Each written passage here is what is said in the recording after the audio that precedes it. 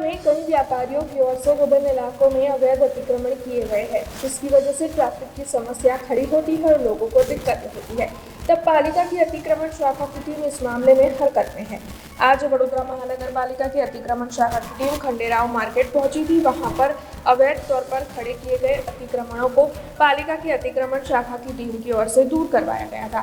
इसी के साथ 34 जितने व्यापारियों को नोटिस दी गई थी और एक ट्रक भरकर सामान को जब्त किया गया था। આજે વડોદરા મહાનગરપાલિકાના ખંડેરા માર્કેટ અને તેના આસપાસના વિસ્તારમાં અનધિકૃત રીતે જાહેર માર્ગ ઉપર શાકભાજી, ફળફળાદી અને ફૂલનો વેપાર કરતા વેપારીઓને નોટિસ આપવામાં આવેલ, સાથે સાથે 34 વેપારીઓને દંડ વસૂલીની કાર્યવાહી કરેલ છે અને એક ટ્રક જેટલો માલ સામાન પણ તેઓને જમા લેવામાં આવેલ છે। हमसे जुड़े रहने के लिए हमारे YouTube चैनल को सब्सक्राइब करें और नई वीडियो की नोटिफिकेशन के लिए बेल आइकॉन को दबाएं।